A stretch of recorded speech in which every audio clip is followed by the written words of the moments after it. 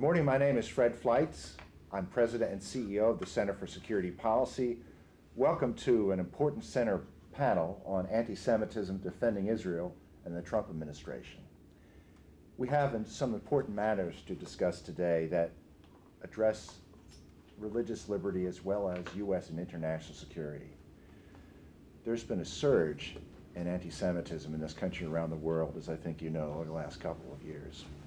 Some of this has been from the far right, and we saw this in the heinous attacks on a synagogue in Pittsburgh in 2018 and the Poe synagogue last April. We know that far-right extremists are responsible for this, that they're being radicalized over the internet. This is reprehensible and an affront to modern society, and I'm very pleased that the Trump administration has taken this very seriously. The Center does too. But we're going to talk about something else today, and that is surging anti-Semitism and hatred of Israel on the left that is being done in partnership with Islamists. It's my view that as serious as anti-Semitism from the far right is, this is even more serious because it is being brought into the mainstream. It's being normalized by the media, by academics, by government officials, and incredibly, it has even entered the U.S. Congress. Now, our friends on the left deny this. They just claim they're engaging in legitimate criticism of the Israeli government or Israeli officials. Yet, when Israel takes steps to defend itself, they pounce immediately. And they have nothing to say, these folks on the left, when Israel takes steps to defend its security. We also know there's something called the Boycott, Divestment, and Sanctions Movement, which supposedly is in response to Israel's mistreatment of the Palestinian people. But we know this is an effort to destroy Israel, to undermine its right to exist, and is being pushed by the left and by Islamists. So we're holding this panel today because this hatred of the Jewish people and Israel on the left is becoming mainstream and acceptable. But let's be clear, this is not true of most Democratic members of Congress, including Nancy Pelosi, who gave a fabulous speech to an AIPAC conference earlier this year where she said anti-Semitism is anti-American and Israel's security is America's security. Sadly, the Democratic Party is moving away from Pelosi and most Democrats. And we knew this because you may remember Congresswoman Ilhan Omar said some reprehensible anti-Semitic things just a few months ago. But Pelosi was unable to pass a resolution condemning Omar or her remarks. She did get a resolution passed, but it had to be filled with a long list of other types of bigotries to condemn, including Islamophobia. So Congresswoman Omar insults the Jewish people, and the House passes a resolution condemning Islamophobia. Think about that. Regrettably, the most energetic members of the left, the future of the Democratic Party, are socialists who are not just radical socialists. They're anti-Semitic and they're anti-Israel. They haven't taken over the Democratic Party yet, but they are on track to do so. Fortunately, we have in place right now an American president who is the most pro-Israel in history. He did what other presidents would not do. He moved the U.S. Embassy to Jerusalem, but he did even more than that. He really bucked the foreign policy establishment when he recognized the Golan Heights as Israeli territory. This is territory Israel needs more now than ever to defend its security because of the breakdown of what has happened in Syria and the fact that Iran could use Syrian territory to threaten the security of Israel. We know the strong support President Trump has expressed for the Jewish people. We know that his daughter Ivanka not only is a convert to Judaism, but is bringing up her children in the Jewish faith. But that has not stopped the left from attacking the president with ridiculous charges of anti-Semitism. Well, we're going to try to set the record straight on that today. So let's be clear that this growing anti-Semitism on the left and hatred of Israel are threats not just to religious freedom and the Jewish people. This is a threat to one of America's closest and most important allies, which is a crucial partner for peace in the Middle East. The left's effort to weaken this ally in conjunction with radical Islamists and America's relationship with Israel could have dire consequences for American and international security. Well, I have an all-star panel here to discuss these crucial issues. I'm going to briefly mention them now, and I'll give a more detailed introduction before they speak. Our first panelist is Morton Klein. He is National President of Zionist Organization of America. Rabbi YECHEZKEL Moskowitz, founder and CEO of MBLA International. James Karafano, Vice President of the Heritage Foundation, and Matthew BRODSKY, a geopolitical analyst and senior fellow at the Gold Institute for International Strategy. So our first speaker will be Morton Klein. He's National President of the Zionist Organization of America, the oldest pro-Israel group in the United States, founded in 1897. Mr. Klein is widely regarded as one of the leading Jewish activists in the U.S. He is a child of Holocaust survivors born in a displaced persons camp in Günzburg, Germany. Mort is a national treasure who has been one of America's leading voices fighting against anti-Semitism and anti-Israel bias. Among his many accolades, the National Jewish Weekly, The Forward, named him as one of the top 5 Jewish leaders in U.S. society today. The Philadelphia Exponent named him as one of the top dozen Jewish activists of the century. Now, Mort's appearance today could not be more timely, since he gave powerful remarks on Sunday at a huge rally in New York City against anti-Semitism, when he spoke out against the surge of Islamic anti-Semitism in America and demanded not just that U.S. imams preaching this nihilistic Jew hatred be called out, but folks on the left who are facilitating this hatred, that they be called out also. So Mort, with that, the floor is yours. Well, thank you, Fred. It's an honor for me to be here with such an important group as the Center for Security Policy that I've been working with for 25 years. When you were maybe still in high school. Anyway. Grade school. Grade school. Kindergarten. Well, first of all, I want to put this a little bit in context. It is not a coincidence that the 2 leading anti-Semites in Congress are both Muslims. It pains me to say this. It's not a coincidence.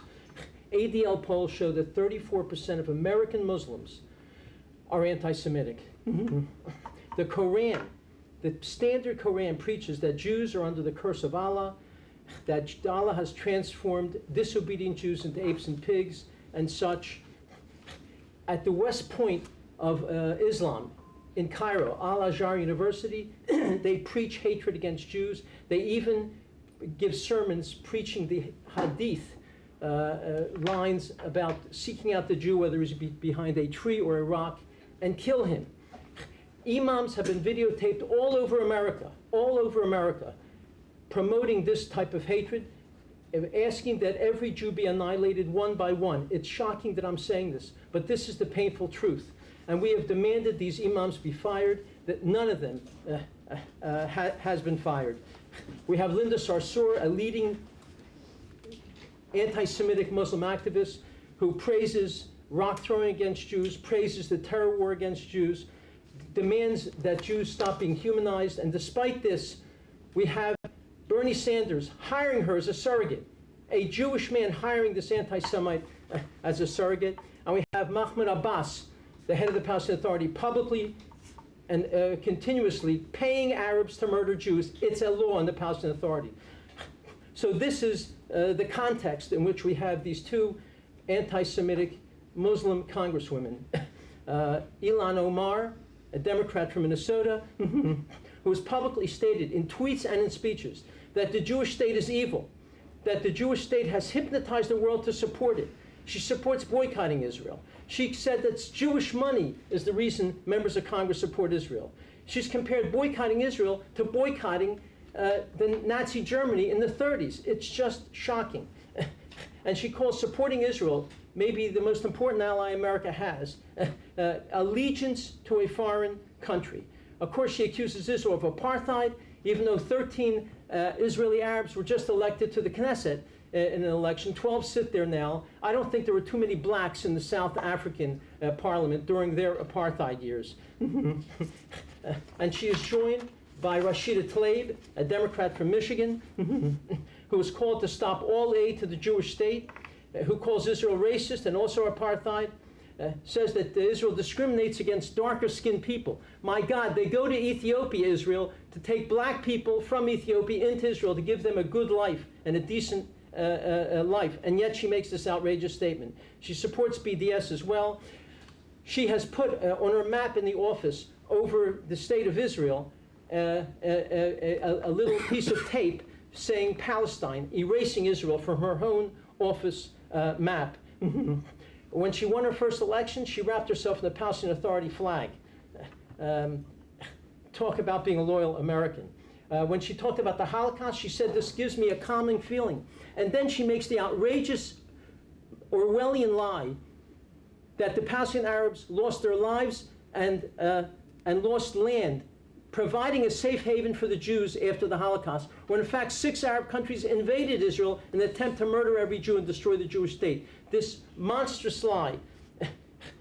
She takes pictures with Hezbollah supporters, with Hamas supporters, and only this week she praised Farah Bilou, a Muslim who was thrown out of the Women's March board for her anti-Semitism, and she this week praised that woman.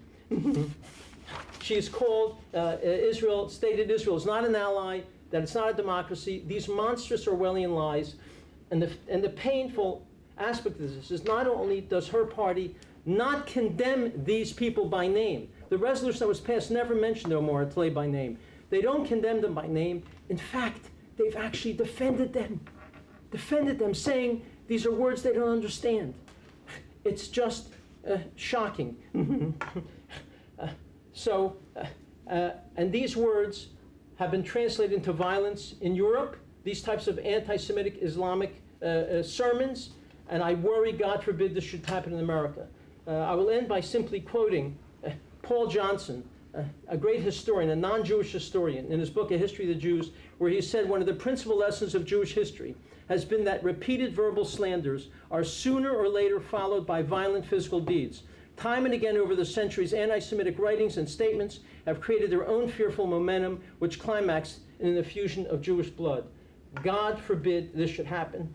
We are urging Muslim leaders, good imams, Democratic leaders, Republican leaders, Sanders and Warren and other Democratic candidates who, by the way, 3 or 4 of them have publicly defended Omar and Tlaib, of the Democratic presidential candidates. We're demanding and urging them to condemn the vicious hatred and bigotry against Jews that these 2 Muslim members of the Congress continue to spew forth. Thank you. Thanks, Mort. I had forgotten to thank our viewers on Facebook and YouTube. I might add, you can submit us questions over Facebook and YouTube after our panel speaks. We'd be happy to answer them. Our next panelist will be Rabbi YECHEZKEL Moskowitz, who is the founder and CEO of MBLA International. Rabbi Moskowitz started the Mos Show, a podcast providing political commentary for the Jewish community, and I was pleased to be on one of your first shows. I strongly recommend that you listen to it, and it is also featured on Twitter. Rabbi Moskowitz is a dynamic speaker who has been an important voice speaking out on threats to the U.S.-Israel relationship and anti-Semitism in his role as the special assistant to Chairman Moskowitz, who heads the Irving I. Moskowitz Foundation. Rabbi? First of all, Fred, thank you so much for having me on this panel. This is my second panel with the center. It's really an honor, and it's actually kind of interesting because I'm sitting here on a panel with Mort Klein, who has a long, rich history with my family, and it's like kind of coming full circle, being that my grandfather worked with Mort many years ago, and here I am sitting on the same panel with Mort. I wanted to address a little bit of a different angle than Mort was. Mort was speaking a lot about how there is a lot of anti-Semitism coming from the liberal progressive movement, specifically the Islamists within that movement. I would like to address the Jewish angle in that whole equation. So when we talk about the history of the Jewish people in the United States, it's pretty rich and fruitful one. The Jewish people have definitely been net positive contributors to American society, especially for the fact that the Judeo-Christian values upon many of the tenets of the Constitution are actually grounded in the Jewish faith. But we saw over the years in the evolution of the quote-unquote American Jew that the Jewish community in America has evolved into 3 types of Jews. The first, who for the most part are ignored are Jews who embrace their values and their heritage, and they are proud of being American and proud of keeping the torch, so to speak, of their Jewish faith and heritage and propagating those values. The second are Jews who are indifferent to the values upon which their culture stands. Rather, their Jewishness boils really down to Jewish cultural symbols based on what they believe is an antiquated heritage long lost, soon to be forgotten. The third is what will be mostly discussed right now, are Jews who, in the pursuit of happiness and the American dream, so to speak, have embraced liberal progressivism as Judaism. This trend really started in the 60s and in the 70s when the Jewish leadership, mainly coming from the egalitarian segments of American Jewry, replaced Jewish culture with liberal progressive social justice, now known as the Tikkun Olam ideology. So there are several examples in the last couple years that exemplify this behavior. I mean, there's a very long, rich history of this, but just to give a couple bullet points of a couple of examples. The Never Again campaign to stop ICE and Trump's concentration camps continues to mostly be led by Jewish activists. In fact, over 250 hashtag Jews Against ICE were arrested at a protest back in August alone. Sadly, the fact that these social justice warriors are so against appropriation of any type, are so easily able to appropriate the concept of never again to this issue, is lost on them and is a symptom of the problem. Dozens of synagogues across the country, also mainly affiliated with the egalitarian community, joined the network of houses to offer undocumented immigrants protection during the expected US-wide raids. A pseudo group of rabbis known as TRUA, Rabbis for Social Justice, which Mort here is battling vigorously against on social media, run a network of synagogues that provide basically sanctuary for undocumented families. One of those was, sadly, none other than the Tree of Life Synagogue, which ran literally fundraisers for Hebrew Immigrant Aid Society, otherwise known as HIAS. This liberal progressive refugee organization, which has really forgotten its Jewish roots, has launched an emergency response program to ensure asylum seekers along the border get legal pro bono representation. HIAS also organizes aid missions to the southern border, with solidarity missions across the border. One such event included over 40 rabbis and Jewish leaders, among them Jill Jacobs, who visited migrant centers in Tijuana. The list goes on and on. This is all happening while there were over 350 organizations who wrote a letter to Jeff Sessions opposing what they called the cruel policy of family separation at the border. Obviously, this doesn't really help the narrative or change the narrative of the white supremacists, who often refer to the Hart-Celler Act of 1965, which was actually introduced to Congress by Emanuel Celler, a Jew, and was written in part by a deputy AG, Norbert Shelley, as proof, so to speak, that there's in fact some greater Jewish conspiracy to overthrow the white population in this country.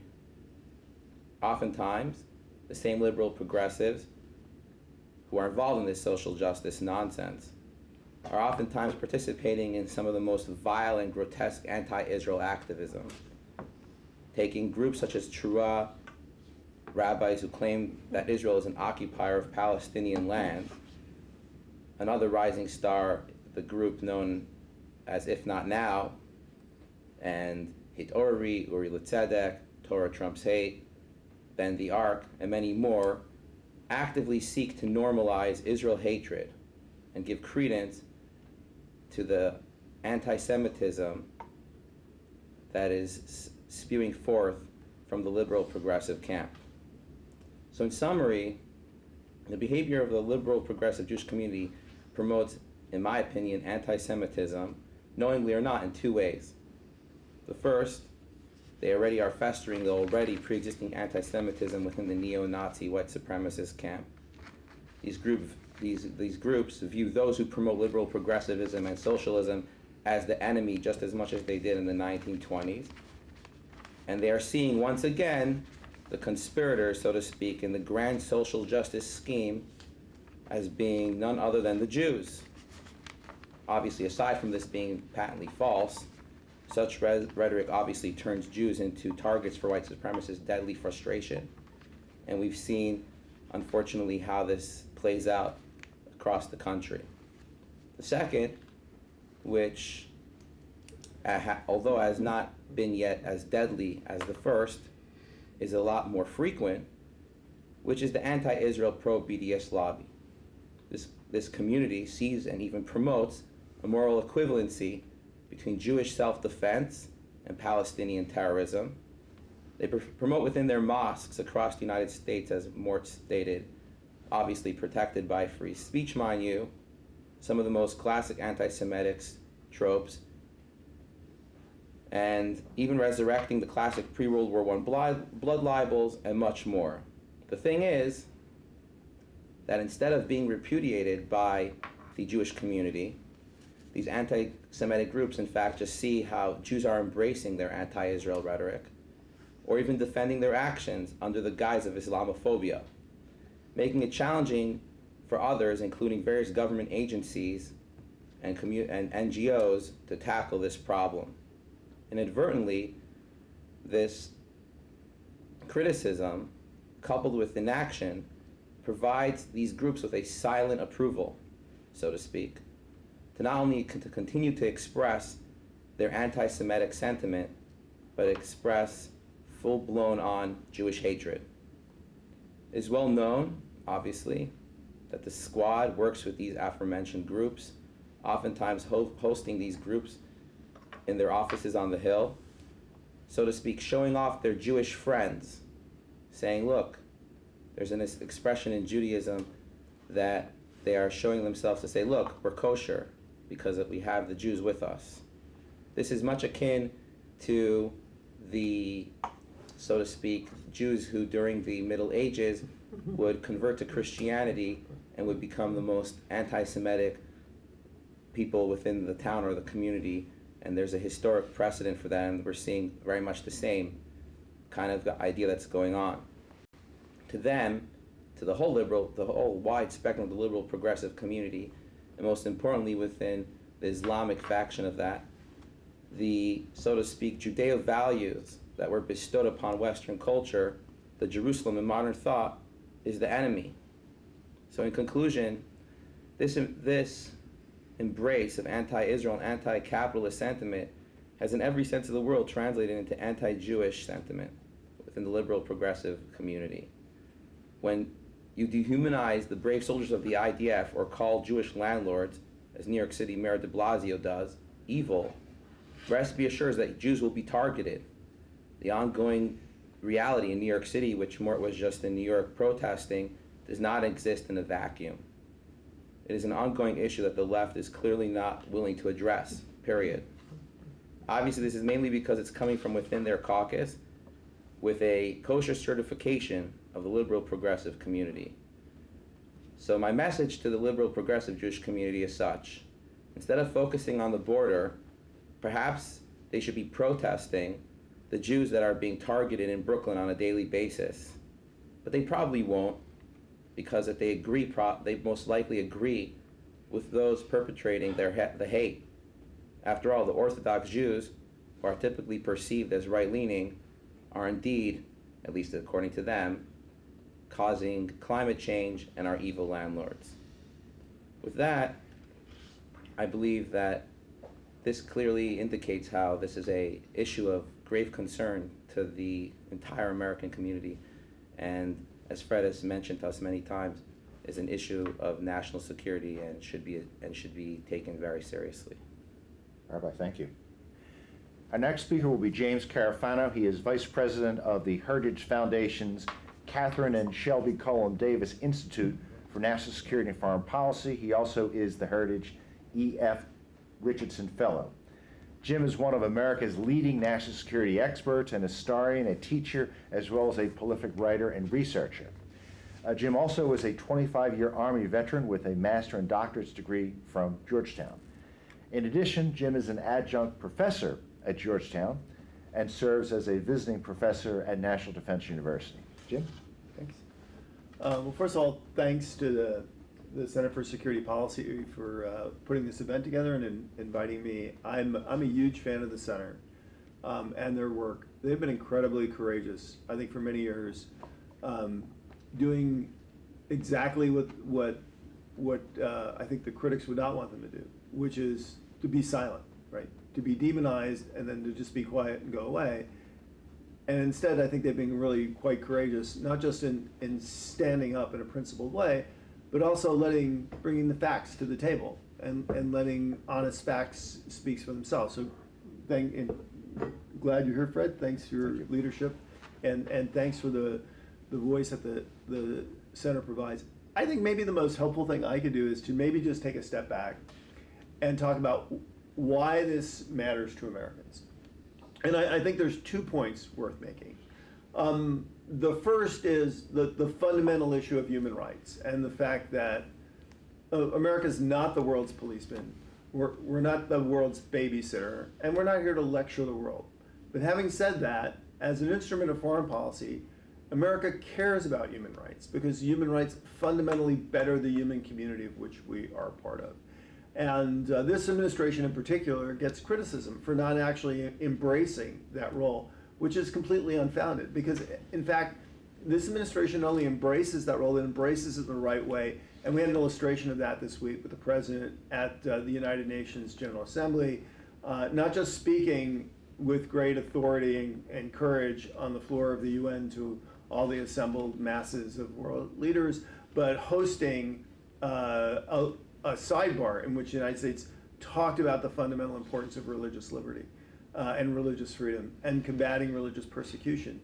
Because while a lot of people on both sides of the aisle, on the right and left, talk about human rights, that conversation has become tremendously diluted in the world in which we live today, where human rights essentially becomes the kind of the thing that we like right now. It's been abused on the right and the left. And particularly on the left, it's not only been abused to foster their pet projects as fundamental human rights, but actually used as an instrument of lawfare and aggression against states like Israel and others. So it's actually, what the president is doing is saying, look, we should all focus on the fundamental things that provide human freedom. And there is none more essential, there's none more quintessential to the human experience than the right of people to worship their God. And that those who persecute the right of people to worship their God are the true evildoers in the world. So I think from that perspective, this is an important issue for America, to stand up as a powerful and clear and consistent voice against anti-Semitism.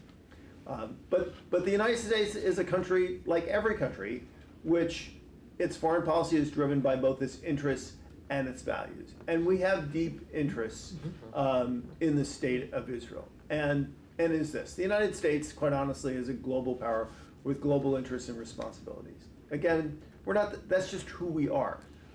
We have companies and people and citizens and friends and allies on every corner of the planet. And the United States has a responsibility to protect those interests and those rights. And so we have to act as a global power. And what really connects us to the globe? What knits the entire world together? And there's really 3 regions that are really important, fundamentally important to the United States, in order for us to get to the places we need to be to protect our interests. And they are Western Europe, the Middle East, and the Indo-Pacific. And oftentimes these days we hear discussions about, well, we really need to be focusing on China, and we forget the centrality of the Middle East. It's called the Middle East for a reason. It actually is in the middle of everything. It is the great transmit point of the world. Commerce, finance, oil, people, they all flow in and out of this region. If this region is not at peace, America is never safe. And what is the great threat to this region? Today, it's fundamentally Iran and Iran's deep destabilizing influence. It's been other things in the past. It will be other things in the future. The United States can never walk away from the Middle East and be safe in our own homes. It doesn't have to be the land of milk and honey that they talk about in the Bible, but it's important for the United States that this part of the world is stable and peaceful. And so we, in a sense, have to be present. We don't have to be present with many divisions and multiple aircraft carriers all the time, but we have to be able to be in the region and to get to the region and know what's going on in the region and operate in that region. And so at the base of that policy always is, America's anchor. We have these in other places as well. In Europe, our anchor is really Great Britain. Great Britain anchors America to the transatlantic community and to Europe. So we are always present as a transatlantic power. In the Indo-Pacific, it's really Japan and South Korea. There are anchors, our long-standing traditional allies that we can count on. They anchor us into that region and always make America Indo-Pacific power. And in the Middle East, it is the tiny country of Israel. Israel is our most long-standing, most dependable, most capable, most reliable ally. And in a sense, it is America's anchor into that region. And as long as that alliance is strong, America is a force and a power that's present in the region. And so the future of Israel is not just a matter of America championing the rights of religious liberty and religious freedom and combating anti-Semitism. It is also a key strategic interest of the United States. And let's be honest, the anti-Semitic campaign is at its root a project to destroy Israel. It is the doppelganger, the other side of the physical destruction of Israel as a nation. If we can't mass armies and planes and bombs and ships and drive the Israelis into the sea, we can destroy their legitimacy, their credibility with the international community, and scare people away from partnering, shouldering, and working with the Israelis. And that's what this campaign fundamentally is really all about, and why it has to be a core American policy, to be a strong partner of Israel, and to be really the world's leader in leading in the campaign combating against anti-Semitism. Jim, thank you. Our final speaker will be Matthew Brodsky, a geopolitical analyst and senior fellow at the Gold Institute for International Strategy. He previously was director of policy for the Jewish Policy Center. Matthew holds an MA in Middle East history from Tel Aviv University. He's a specialist in Middle East affairs and Arab politics. I'm sure you've frequently seen him on Fox News and other channels.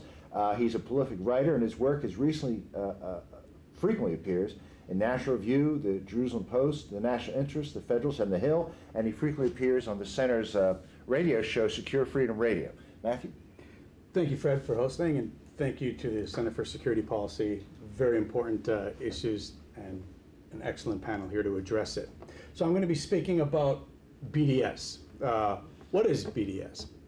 So in its simplest definition, of course, it's boycott, divest, and sanctions against Israel. Understanding its origins is fairly important. Many of its supporters claim that the movement began in July 2005 as a call by Palestinian civil society organizations for a boycott, divest, and sanction movement against Israel and for academic and cultural boycotts. The BDS architects also dated back to 2005 as a Palestinian-led movement for freedom, justice, and equality that intends to effectively challenge the international support for Israel, for Israeli apartheid and settler colonialism. Now, in this telling of the story, it was founded a year after the establishment of the Palestinian campaign for the academic and cultural boycott of Israel in Ramallah. A great effort is taken to portray the movement as an indigenous Palestinian cause that's all about liberal philosophies, freedom, justice, equality, yada, yada, concepts that really resonate in a increasingly progressive West. In reality, the roots of the campaign predates the modern-day establishment of Israel as a state in 1948. By the end of 1945, 3 years before Israel's statehood and a few months after the last death camps in Europe was liberated, the newly formed Arab League Council formally declared a boycott against Jewish products and manufactured goods and called for all Arab institutions, organizations, merchants, commissioned agents, and individuals to refuse to deal in or distribute or consume Zionist products or manufactured goods. And you'll notice that Jewish and Zionist are used interchangeably there. The boycott actually remained in place for the duration of the 20th century, primarily conducted by Arab states until 2001, when a forum of non-governmental organizations was convened that year called the UN World Conference Against Racism, Racial Discrimination, Xenophobia, and Related Intolerance. Try that as an acronym. In Durban, South Africa. this was a conference drenched in anti-Semitism. Copies of the anti-Semitic work protocols of the Elders of Zion, they were sold on the grounds. The forum's final declaration described Israel as a racist apartheid state that was guilty of racist crimes, including war crimes, acts of genocide, and ethnic cleansing. So this, of course, predates what the people who are now currently spokesmen in the Palestinian areas are wanting to portray. It promotes a policy of complete and total isolation of Israel as an apartheid state. This is the Durban strategy from 2001. The imposition of mandatory and comprehensive sanctions and embargoes, the full cessation of all links between all states and Israel. This conference is where the BDS movement, as we see it practiced today, was born. It seeks to link Israeli policies with the racial segregation practice of South Africa, as you can see there. The hope was to convince the international community to adopt the same type of boycott and sanctions campaign that contributed to the downfall of that system. Of course, given modern sensitivities, it wasn't considered to be against Jewish people, but against Zionists and Israeli settlers. So, contrary to the common BDS mythology, the first Palestinian BDS conference wasn't actually held until 2007 in Ramallah, giving birth to the BDS National Committee, comprised of a number of anti-Israel groups to serve as the Palestinian coordinating body for the global BDS campaign.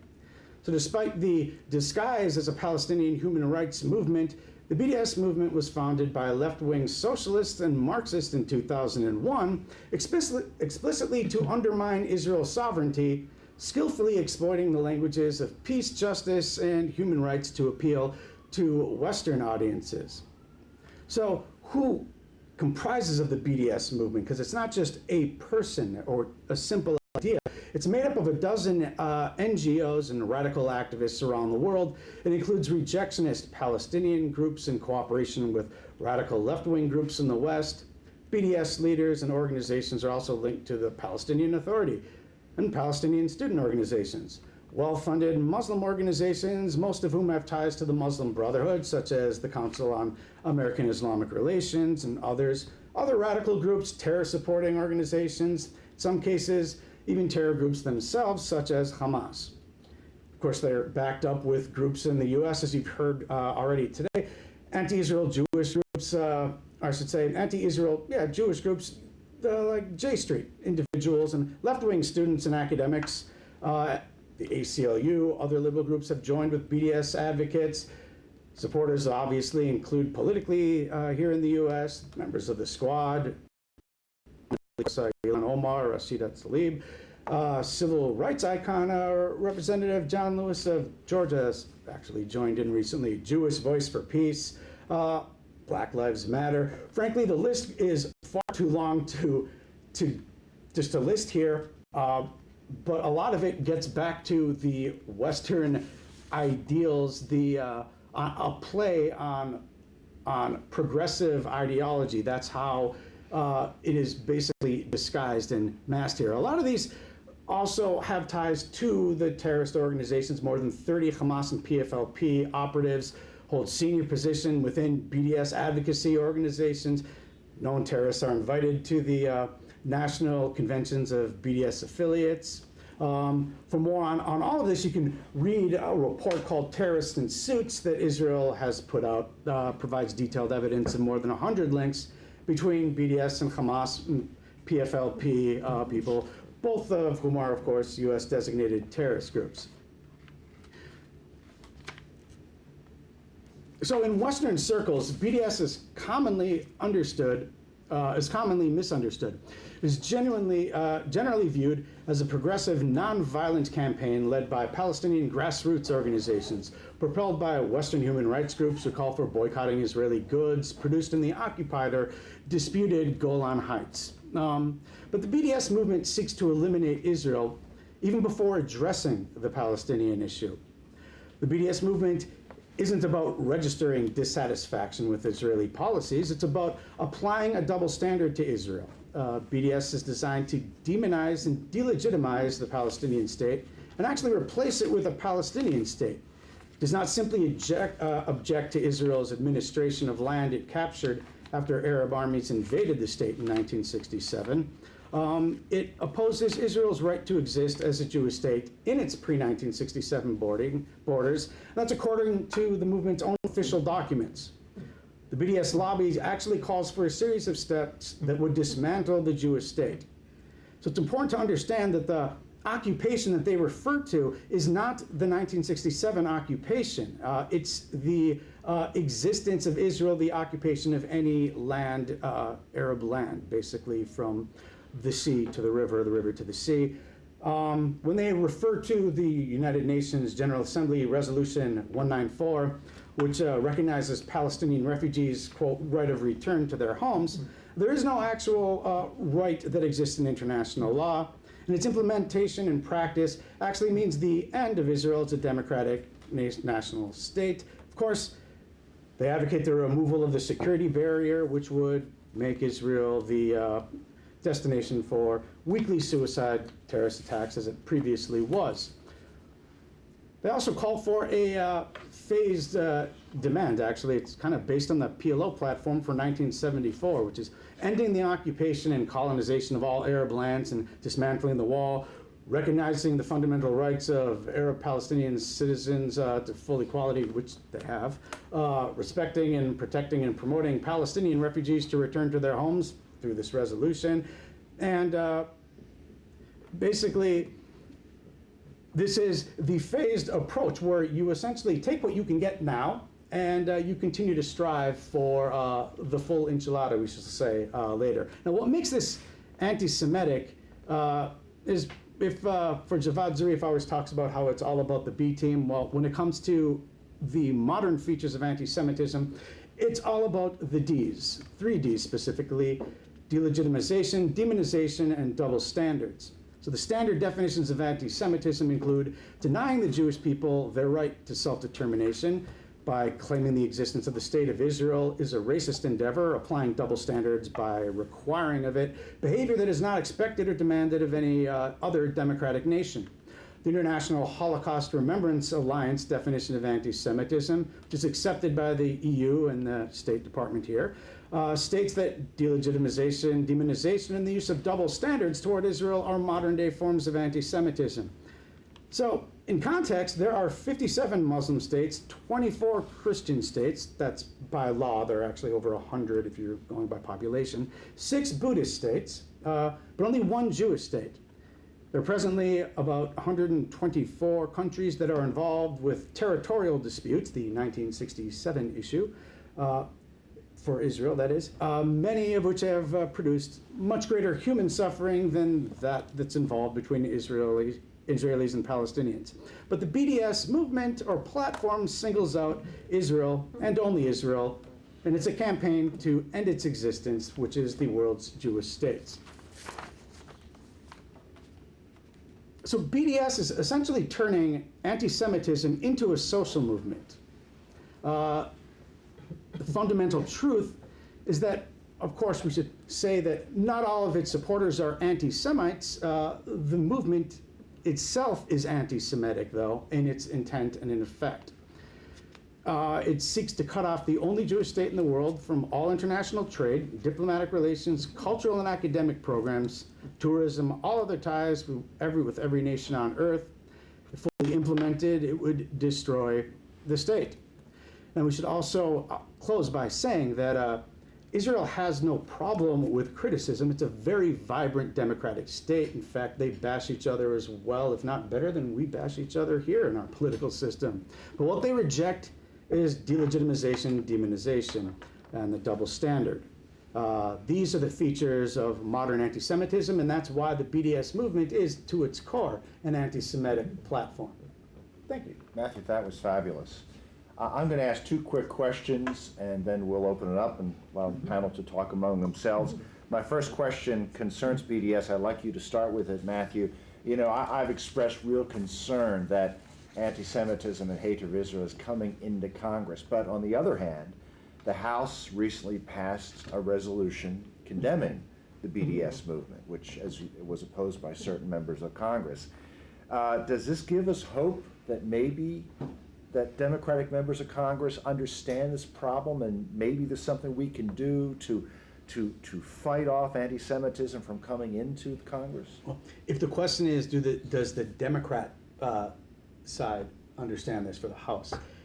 I mean, that verdict is still out. However, what we're seeing now, the trend lines, as I think has already been pointed out here, are certainly not encouraging. It seems to, the squad has hijacked the talking points, but not just the talking points. As you can see, how the legislation itself in the House was a watered-down version of what was already in the Senate, which I believe Nancy Pelosi, frankly, I'm pretty sure she didn't have a problem with, or many in the caucus didn't have, many Democrats didn't have a problem with the harder definition that would target, push back against the BDS movement. So I think we're seeing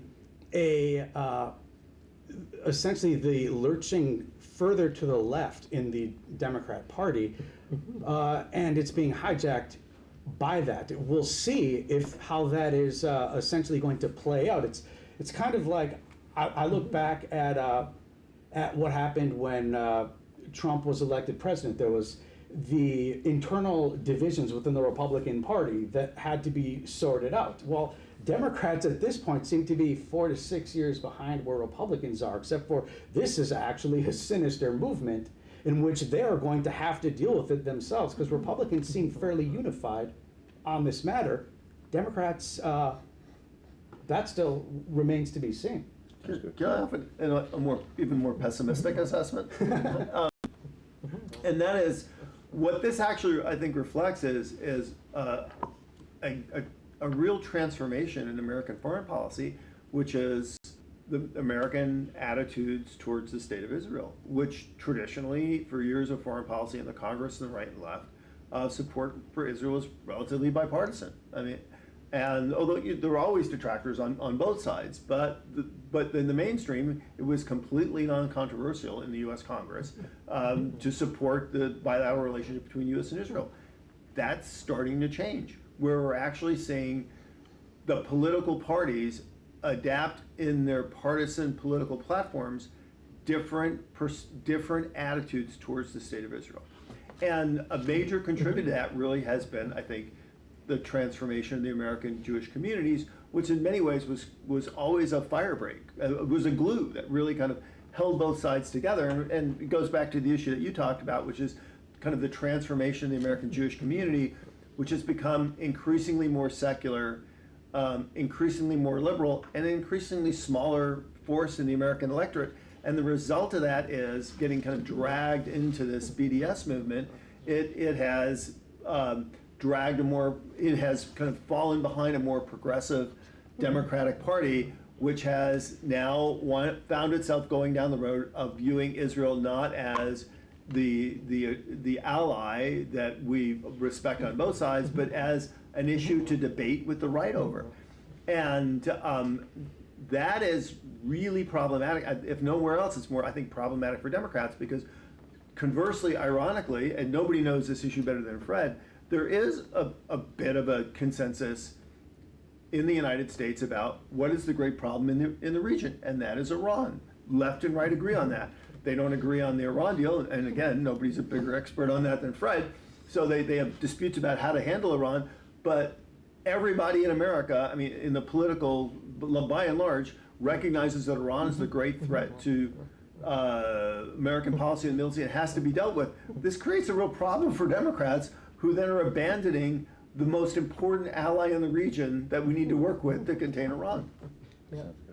May I say, the BDS movement is predicated on gigantic propaganda, Orwellian lies.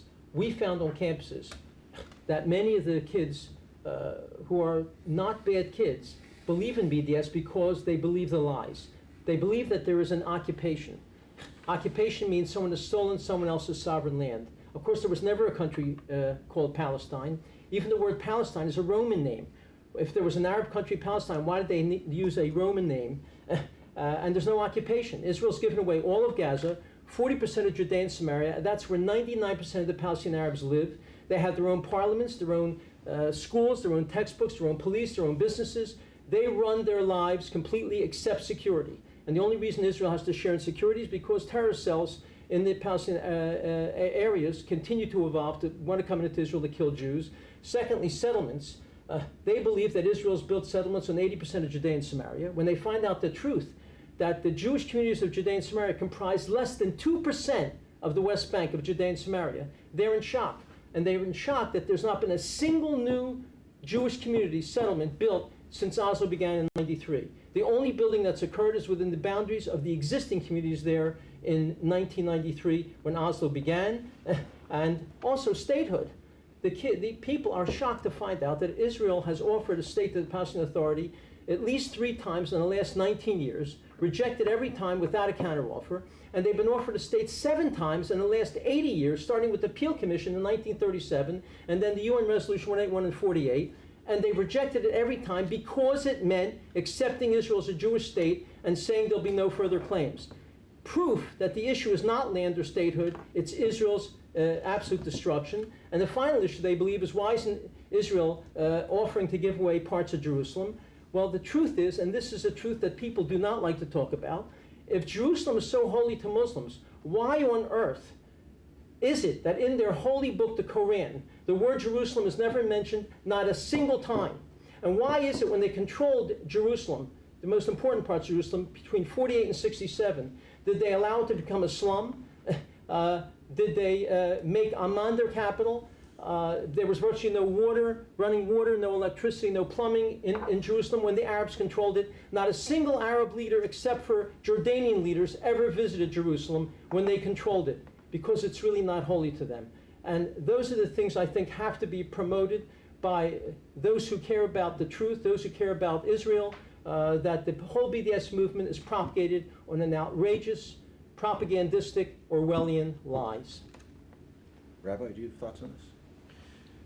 I think that the panelist from the Heritage said something that's very important, that we're seeing how the Jewish community is transferring over and with their less electorate power. I think that I just saw a op-ed in the New York Times yesterday where actually it just kind of segues into what happened just now in the Israeli elections, that everybody's kind of confused about what's going on over there.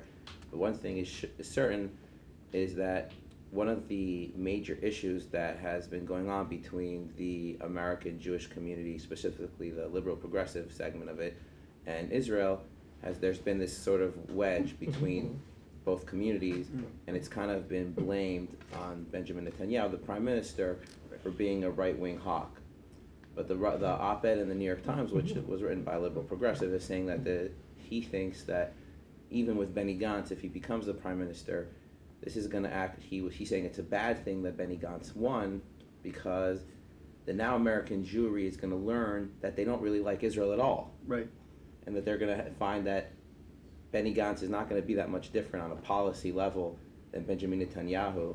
And that, to him, was a cause of concern, because that means that finally American liberal Jews who don't have really much of a connection with Israel and have, I guess you could say, truly assimilated into their liberal progressive American culture, don't look at Israel as a priority anymore, which really boils down to something that my grandfather used to speak about, which is truly a total degeneration of their Jewish pride and of understanding of their Jewish history. And like, at the end of the day, you have to remember that the treatment of Jews is the canary in the coal mine for every civilization in history. And when Jews are just totally ignoring that, it's an alarming factor.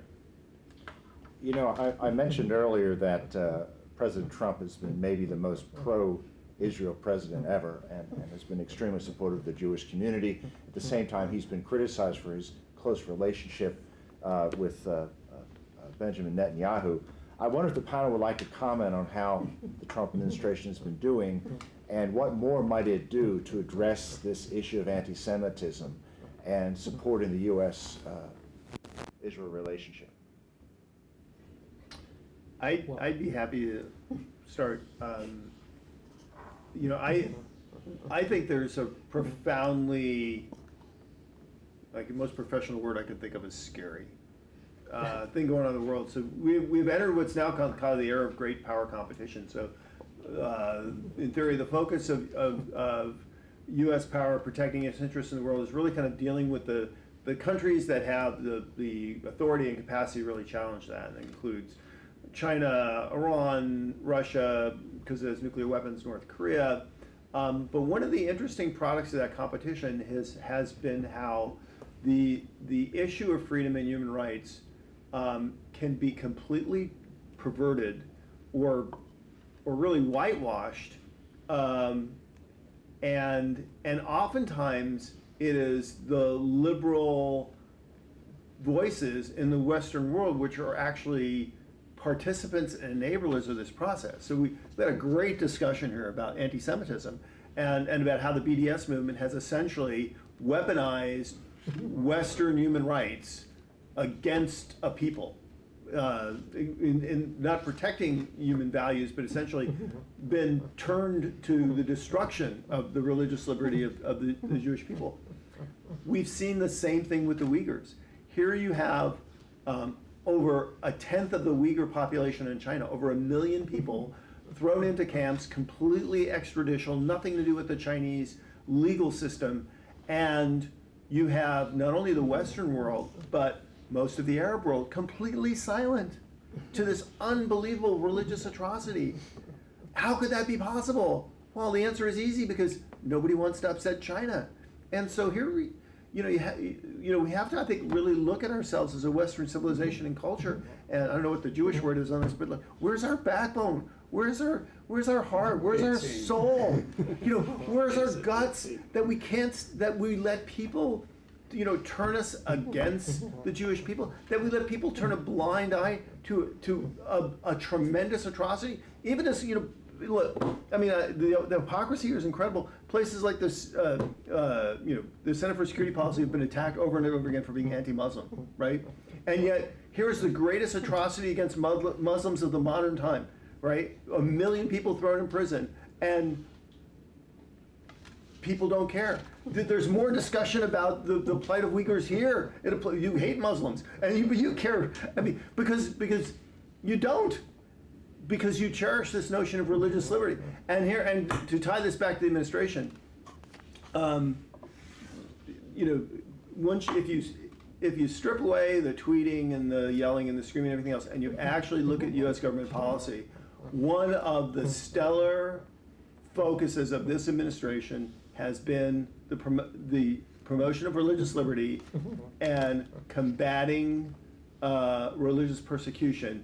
And the lodestars of that campaign have been combating anti-Semitism, bringing attention to the plight of Christians in the Middle East, and bringing attention to the what's been perpetrated against the Uyghurs in Asia. With respect to President Trump, not only has he moved the embassy, and by the way, when the embassy law was passed in '95, Senator John Kyle and Newt Gingrich were the two principal people. We at ZOA, I'm proud to say, were involved from the very beginning.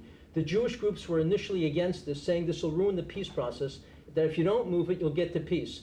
Well, it wasn't moved for over 20 years, and of course there was no peace, so the Jewish leadership was completely wrong. But not only has Trump done the things that Fred FLEITZ has mentioned, he stopped funding UNRWA, an organization that promotes vicious hatred, even violence against Jews. He stopped funding the United Nations Human Rights Commission, that almost every one of their resolutions are anti-Israel.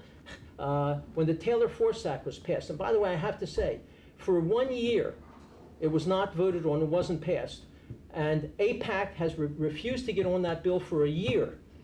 You'll have to ask them why, but they only got on it when the bill was weakened after a year, where the Palestinian Authority would not, initially they were going to lose all of the $450–500 million funding from the U.S. if they didn't change their law that pays Arabs to murder Jews, and the more Jews in Arab murders, the higher their pension and salary for the rest of their life. And then it was passed where they would only lose 1/3 of the money that America gets. But President Trump said, I don't care. I'm not giving them any more money. He cut out all the money, even though Taylor Force only required 1/3. And look at President Trump's appointments. The most incredibly pro-Israel people who understand the truth of the Arab-Islamic war against Israel in the West: John Bolton, Pompeo, Nikki Haley, Mr. O'Brien, who now has just been appointed, Rick Grinnell, the ambassador to Germany, the most important European country, Michael Pence, the vice president. You can't get more pro-Israel than Mike Pence. So we have the Jews and those who are pro-Israel, like evangelical Christians, have to appreciate that President Trump has been wildly, not only pro-Israel, but understanding of the dangers Israel faces from the Arab Islamic world. Thank you. If I could touch on a few other characteristics here. One thing that that President Trump has stressed, and I believe even at the General Assembly just today, is to push for full Arab-Israeli normalization. Now, that is something that would be huge and needs to happen, hopefully more on the surface than behind the scenes. That is something that would do more than most other symbolic type of acts if it happens in reality. And of course, with the understanding that Iran is in fact the main problem that is focusing Israeli and most of the Arab attention in that direction, it's Iran, this is a great time to do it, which of course is something that happened by accident with, started with President Obama making the painfully horrible JCPOA. But something else that President Trump has realized is the importance of the culture war. Frankly, when you see him at his best, when he is in the culture war, and this is actually important because what we're seeing in the BDS movement, of course, how it works in the West is that it's a part of progressive lefty ideology now. So he doesn't mind having that battle. And at the same time, his people that he has from the White House working on the peace process have worked very hard to push back against mythology, because in the end, a lot of this with the culture war and with the peace process dealing with the Middle East in general is about pushing back on mythology. They remember history, but it's what they've pretty much invented, and boy, is it transmitted well. So pushing back on the idea that, well, Palestine is a state that's existed forever, or the return of refugees, or just the idea that I laid out in how BDS works, that this is just about 1967 issues, occupation. No, it's 1948 issues. It's Israel's existence is important. So I think what President Trump has done, it's not just, receiving a list from someone of, well, these are the things that would make a specific group happy, or, these are things on the list to get done. He actually has understood the soup that it's in, and how to basically get to the root of it, which is something that, as we were discussing before, is really going to play out over the coming years. Mr. Brodsky mentions the refugee issue. It's so important to note, I know Mr. Brodsky knows this, Resolution 194 that was passed that said that refugees, so-called Arab refugees, should be allowed to come into Israel.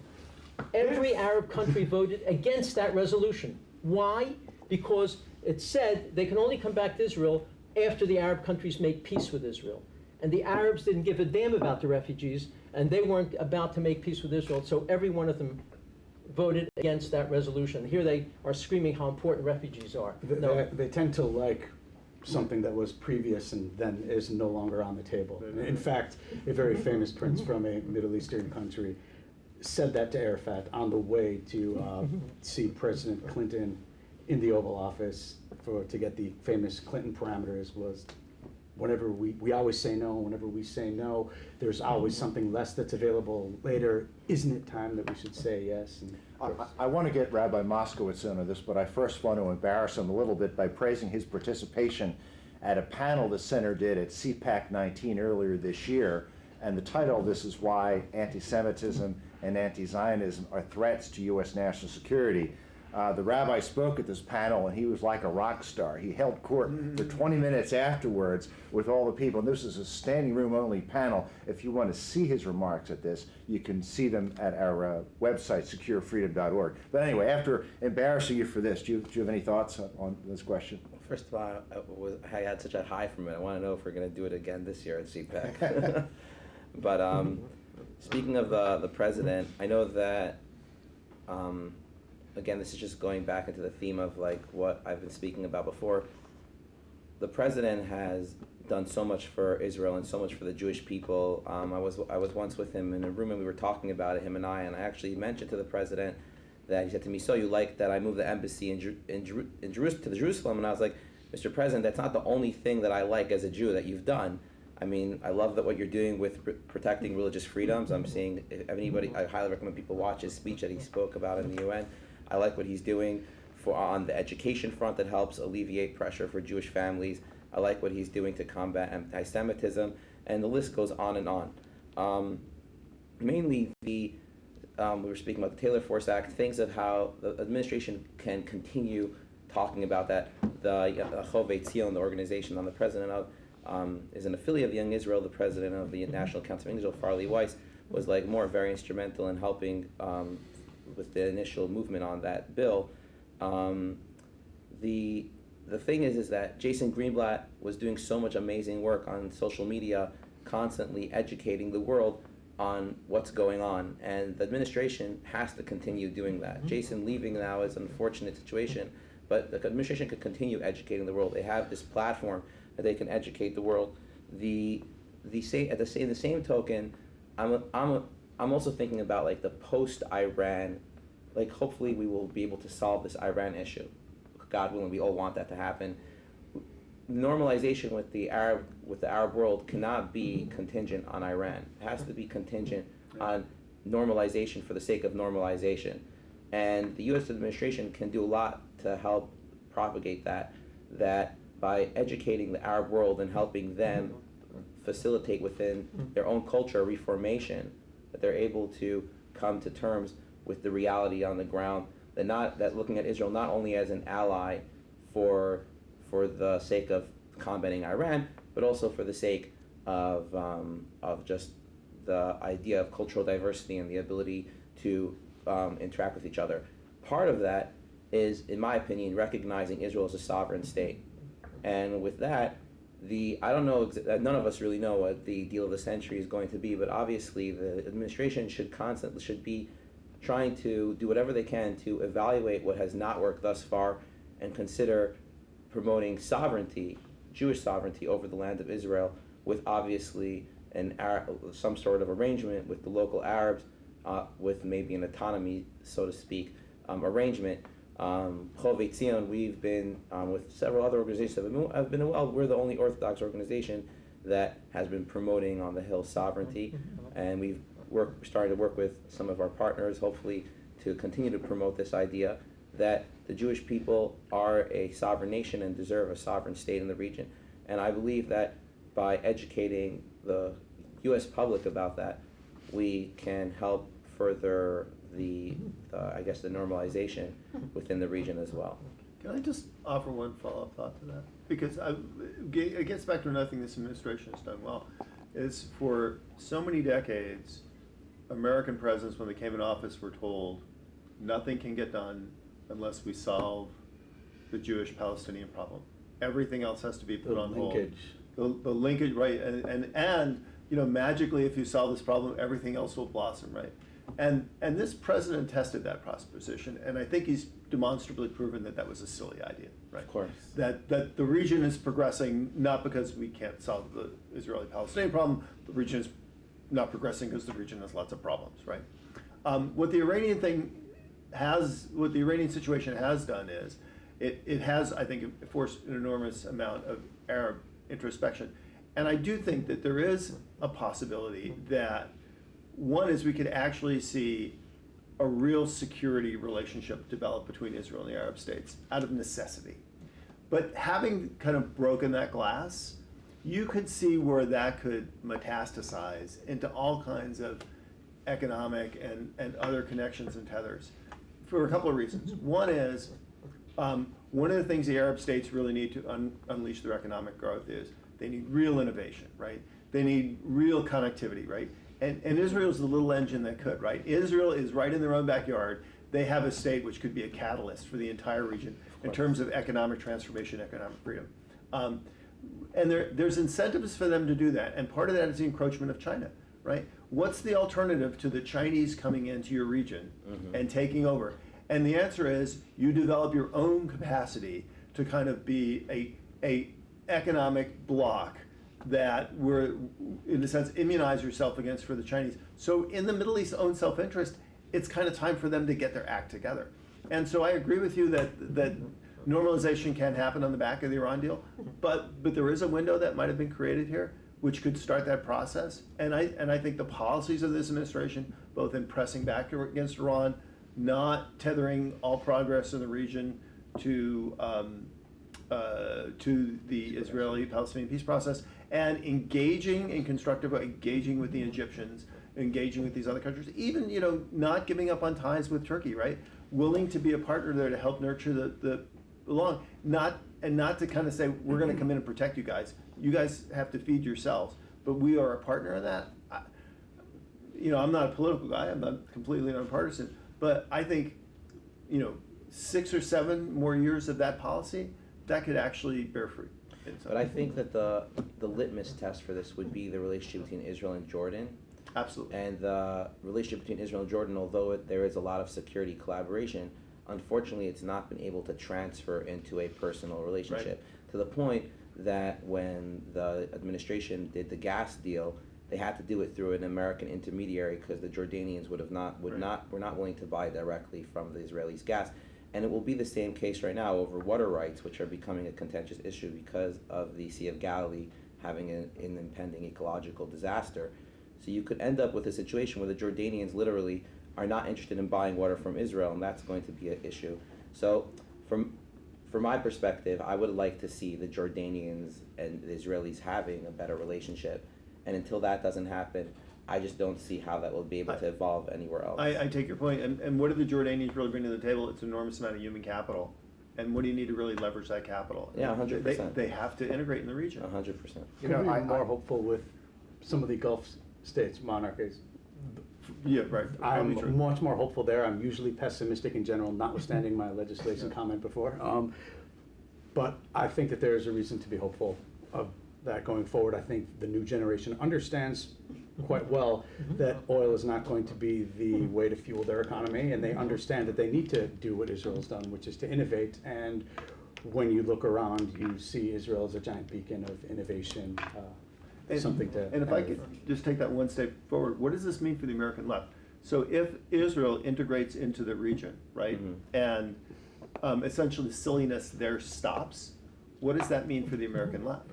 And I think we could see a fracturing of the American left, because between people who are committed to these really extremist agendas, can they really exist in a party which in some sense wants to be tethered to reality? And I'm not sure they can. That's why it's still part of that I hope you're right. the culture war thing. I wanted to respond to some things you said, Jim, about the Iran nuclear deal. I've done a lot of research on this for the center, and there's a number of things that need to be pointed out concerning this move to the left by the Democratic Party and what I think is clear hatred of Israel. Bear in mind that the nuclear deal with Iran was implemented over the objections of the Israeli government with no input from this government, and you've heard Netanyahu repeatedly condemn it. But what's worth noting is that there are strong arguments being made by the left right now that we can live with a nuclear Iran. And why can't Iran have nuclear weapons? Because Israel does. I mean, that may sound really ridiculous, but Paul Pillar, who used to be a CIA officer, he's a leftist professor at Georgetown, he wrote an article on why we can live with a nuclear Iran in the National Interest a few years ago. I think it's worth noting that as the Democratic Party becomes more radical, as these radical socialists and people with anti-Israel sentiment get into the party, there's going to be a thinking here that really is against our national interests, against the interests of Israel, people who somehow think that we can live with an Iran armed with nuclear weapons. And I think that was really behind this terrible nuclear deal that Obama's administration put forward that never really stopped Iran from pursuing nuclear weapons, had a very short timeline, and Iran was easily able to cheat on because the verification was so weak. So I think when we think about this surge to the left and this surge in anti-Semitism and hatred of Israel in the Democratic Party, it really does have pretty dire implications for American and international security. When you have a country like Iran that publicly proclaims and repeatedly death to America, death to Israel, that's not a country you want allow them to have nuclear weapons. Exactly. You wouldn't want Nazi Germany to have nuclear weapons. Yes, there's a big difference between Israel and France and others having nuclear weapons in Iran. Israel is not threatening anyone, doesn't proclaim even verbally to threaten anyone, and Iran does. We should have learned from the 30s and 40s, in the Nazi Germany years, that when a country makes public threats of that nature, you better believe them. And that's why, God forbid, we do not allow Iran to have nuclear weapons, just like we would never have allowed, God forbid, for Nazi Germany to have had nuclear weapons. Another aspect of the public garbage that's associated with that with that type of thinking is if Israel is assumed to have had a nuclear weapon since the late 1960s, it sparked no nuclear arms race. Right. The idea that Iran could have a nuclear weapon, boy, that scares the pants off of everyone in the region. So clearly, one country is. Because they know they would use it. I mean, and they openly declare, right? So this is obviously the main animating problem of the region today, one of them. And I think, fundamentally, I think that's the one issue that many of us fear, right? The problem with a nuclear Iran. I mean, the mullahs aren't crazy, but if Iran has a nuclear weapon, it's not Israel that's the problem. Do people really think that Turkey and Saudi Arabia and Egypt are going to stand by and let Iran have nuclear dominance over them? That's not going to happen. And essentially, this will be not just when we have a highly proliferated region. This will be the death of the non-proliferation. It will be. It'll just be the death. And this is the existential issue that is facing Israel today. At the end of the day, it's all about what's the Trump administration going to do next? What are we going to do? What if a Democrat is elected? What if we just get back into the deal and stick our head in the sand, pretend it's going to work? Yeah, and not to say nice things about Fred, because I never do that, but both in government and at CSP, the one, I think, the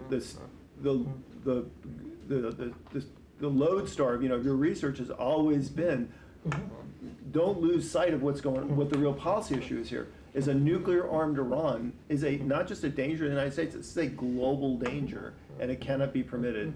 And if anything, I think JPCO accelerated the threat, it didn't diminish it. That's right. Look, a nuclear Iran is an existential threat to the state of Israel. And Mort is exactly right. Iran is a state sponsor of terror.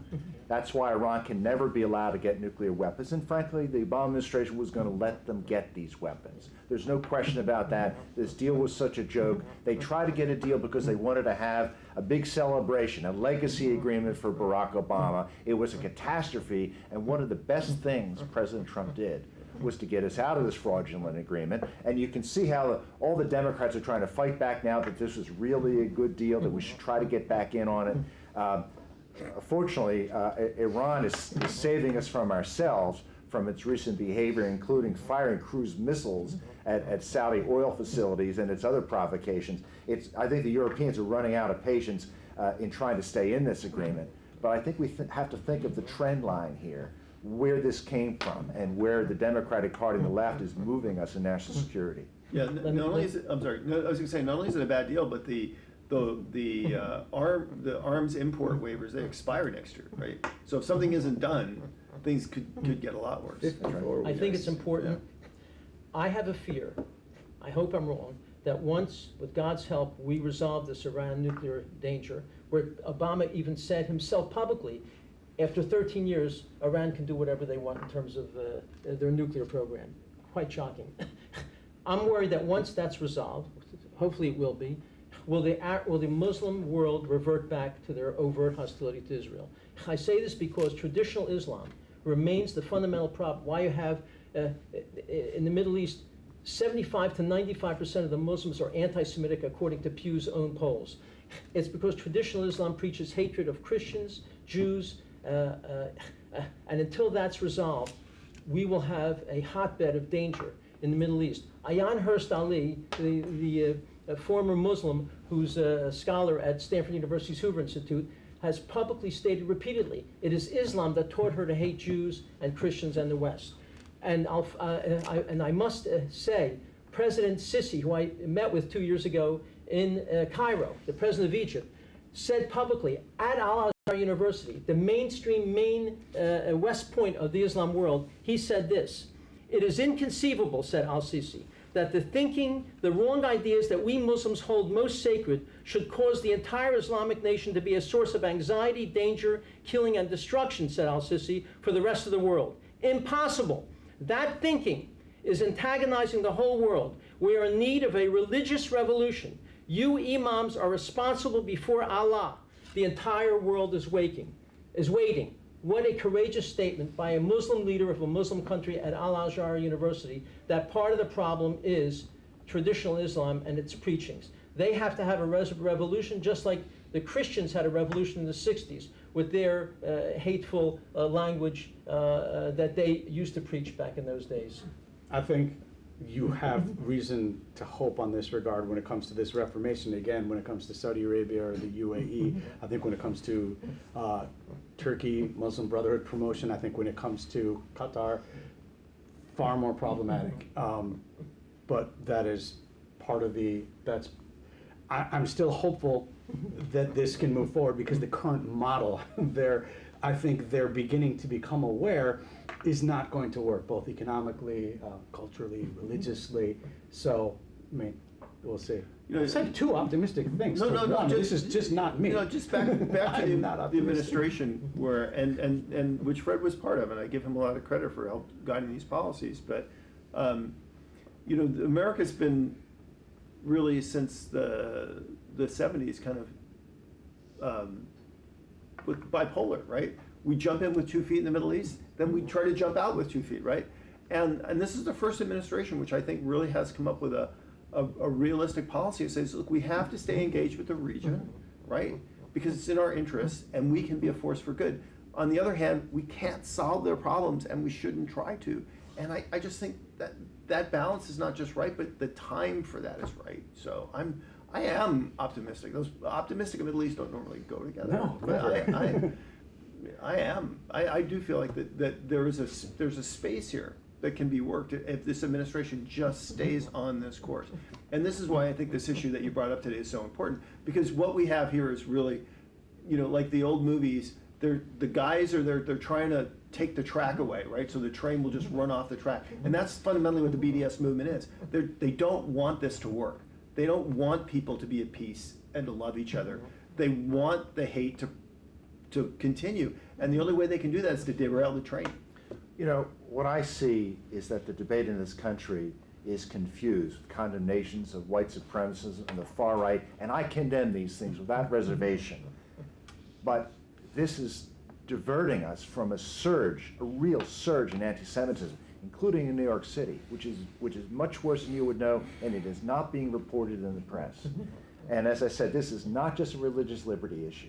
This is an effort to delegitimize the American relationship with Israel, to hurt Israel, not just to hurt the Jewish people and American Jews. So, no one wants to say that, but the center under Frank Gaffney has a tradition of saying things that people don't want to hear and talking about politically incorrect things, and this is our politically incorrect topic for today.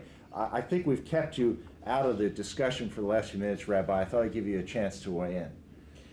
Well, I'm just fascinating listening to all the wonderful comments here. I think that just to follow up on their comments, I think that both sides are right, that there is a lot of optimism, but at the same time, we definitely need to see a reformation, and it has to come hand in hand. If we don't see one, the other side statistically is just not going to probably work out.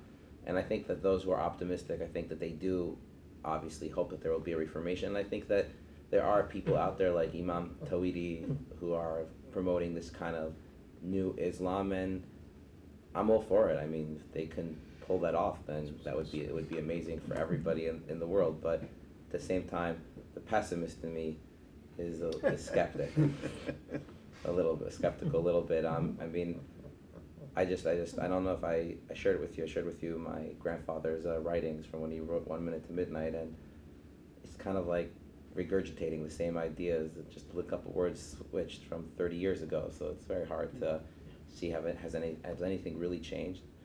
But at the same time, we have to continue fighting. That's the most important thing. Matthew, final thought before we wrap up? Look, I just would say thank you again for hosting this. This is incredibly important. The timing is incredibly important. I think one thing that he said that's incredibly important when it comes to our own Jewish faith is tikkun olamism, which is essentially hijacked a good portion of our religion and has become a substitute for the religion itself. And this explains a large problem that we ourselves need to address. And I mean, I'm surprised myself to have been optimistic on 2 occasions involving the Middle East, because I always say that no one makes money betting on peace in the Middle East, but we shall see. Thank you. Well, I hope you all enjoyed watching this important Center for Security Policy on anti-Semitism, defending Israel and the Trump administration. I think we had a very good discussion here that I hope you'll find useful. We're going to post this video on our YouTube and Facebook sites, as well as on securefreedom.org, where you'll find other material that our experts have been writing on this topic. I'd like to thank MORTON KLEIN, Rabbi Moskowitz, James Karafano, and Matthew BRODSKY for a vigorous discussion, and we'll be posting more of these real soon. Thank you for watching. Thank you. Thank you.